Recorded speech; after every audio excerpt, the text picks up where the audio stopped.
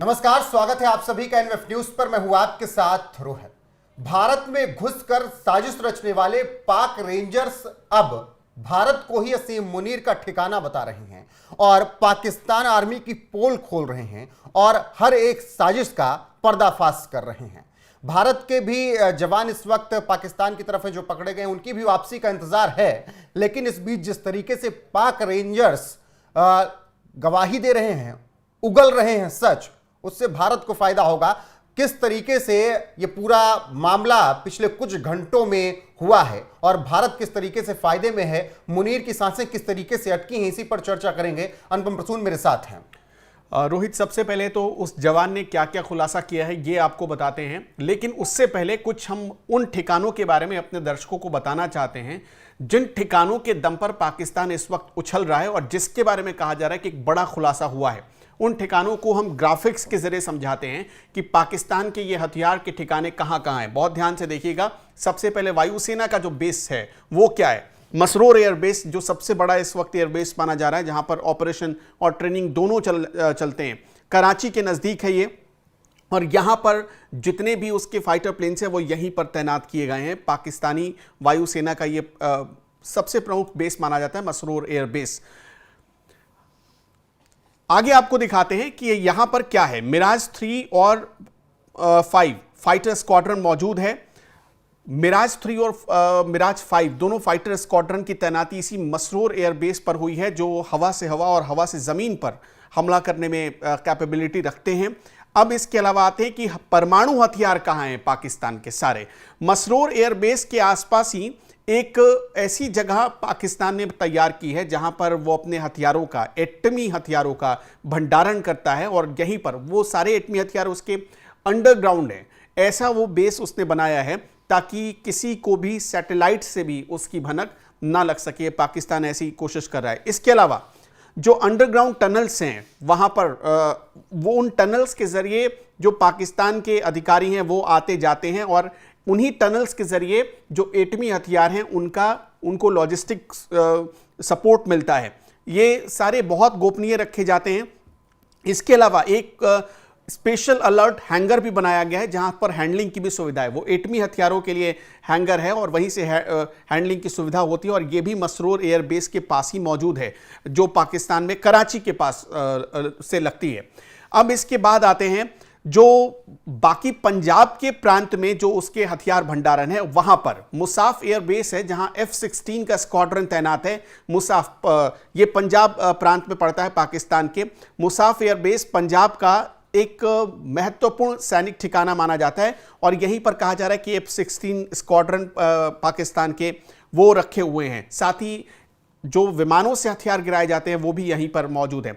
इसके अलावा वहां पर एक अंडरग्राउंड भंडारण की भी सुविधा रखी गई है सरगोधा के पास, जो करीब 10 किलोमीटर दूर है पंजाब प्रांत से। बताया जा रहा है कि मुसाफ एयरबेस से करीब 10 किलोमीटर की दूरी पर एक अंडरग्राउंड हथियारों के भंडारण की सुविधा वहां पर पाकिस्तान ने तैनात की है। इसके अलावा किराना हिल्स में परमाणु परीक्षण का एक केंद्र बनाया गया है। 1983 से 90 के बीच यहां पर कई परमाणु परीक्षण किए गए थे और पाकिस्तान ने यहां पर कई अपने परमाणु कार्यक्रम भी चलाए थे। अब इसके अलावा बलूचिस्तान पर आते हैं। बलूचिस्तान भी बहुत इंपॉर्टेंट है। बलूचिस्तान में भी कुछ भूमिगत टनल्स बनाए गए हैं जहां पर पाकिस्तान अपने हथियारों को रखता है, जिसमें खजदार गैरिसन मतलब वो जगह जहां हथियार रखे जाते हैं।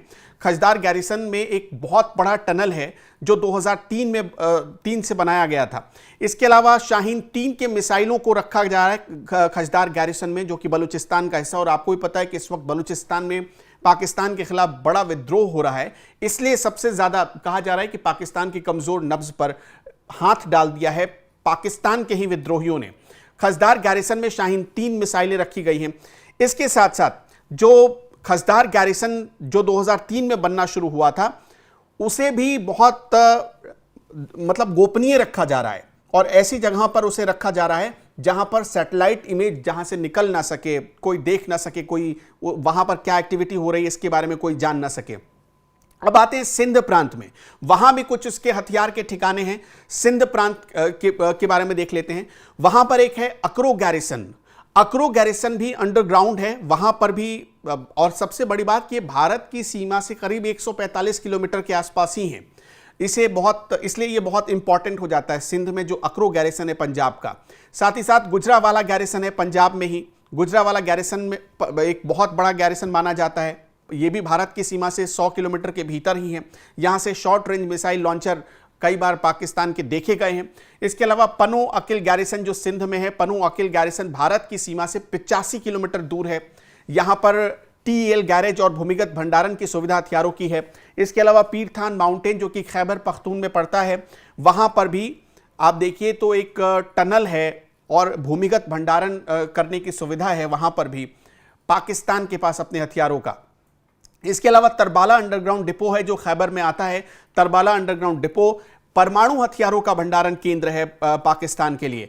इसके अलावा ऑर्डिनेंस फैसिलिटी पंजाब, जहां पर ऑर्डिनेंस फैक्ट्री है पंजाब की, यहां पर पाकिस्तान की, यहीं पर पाकिस्तान अपने गोले बारूद तैयार करता है, ऐसी खबर है। तो ये वो ठिकाने हैं जिस पर इस वक्त भारतीय सेना की भी नजर है और इन ठिकानों के बारे में जो लगातार पिछले 6 महीने में 2 पाक रेंजर्स पकड़े गए हैं, कहा जा रहा है कि उनसे भी इसकी जानकारी बहुत हद तक मिल चुकी है भारत की खुफिया एजेंसियों को। विस्तार से ये चीजें बताई और बहुत अच्छे से समझाई आपने इन सब बातों को। और उसके बाद क्या अब असीम मुनीर, शहबाज शरीफ या जो भी हुक्मरान हैं, वो अगर ये रेंजर्स उनके सबूत बता रहे हैं, उनके ठिकाने बता रहे हैं, तो उनके लिए मुश्किलें बढ़ने वाली हैं? और जाहिर सी बात है, देखिए हमने मतलब 4 प्रांत के बताए हैं, जिसमें से 2 प्रांत ऐसे हैं जहां समझ लीजिए कि पाकिस्तान की गर्दन फंस गई है।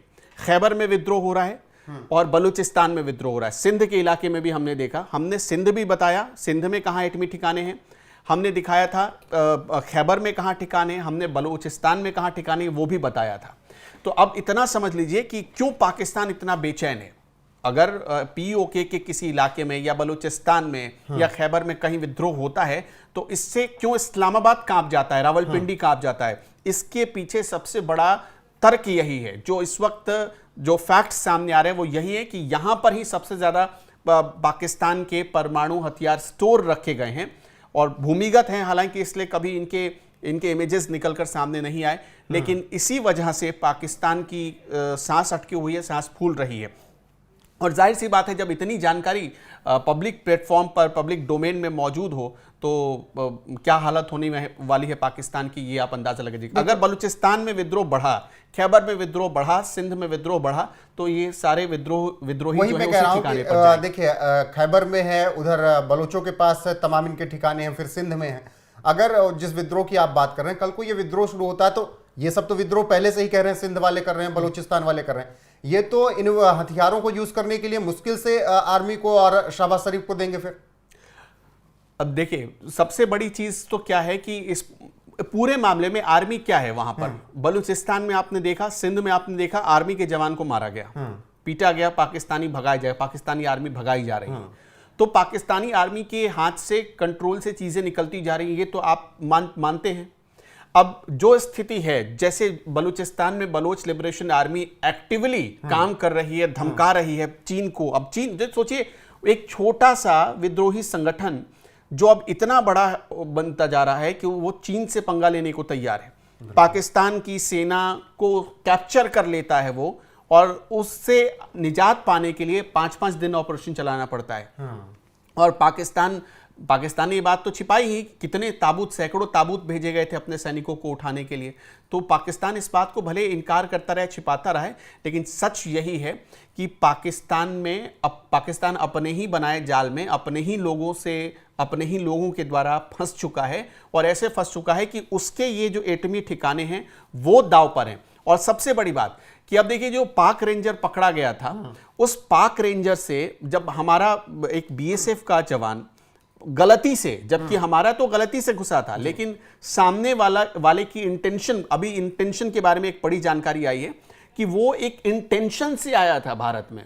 वो भारत में भारतीय सेना और भारत के लोगों को नुकसान पहुंचाने के इंटेंशन से आया था। बहुत सारी जानकारी ऐसी है जो हम मतलब सिक्योरिटी की वजह से देंगे नहीं और नहीं देना चाहते हैं, लेकिन वो एक ऐसा इंटेंशन लेके आया था जिससे भारत को नुकसान पहुंचा सके, और अब तो वो ऐसी जानकारी दे रहा है। लेकिन अब वो शहबाज शरीफ और असीम मुनीर को नुकसान वो पहुंचाएगा। उसका नुकसान पहुंचाने पर आ गया है। ये सबसे बड़ी बात है कि इसी वजह से पाकिस्तान की टेंशन यहां ज्यादा और बढ़ गई है। बिल्कुल, और बाकी कहां पर क्या छुपा रखा है, क्या बना रखा है, वो विस्तार से हमने आपको ग्राफिक्स के जरिए यहां पर बताया भी है। बने रहिए हमारे साथ, हर एक अपडेट आपको यहां पर लगातार मिलती रहेगी। कमेंट करके अपनी राय जरूर दीजिएगा। नमस्कार।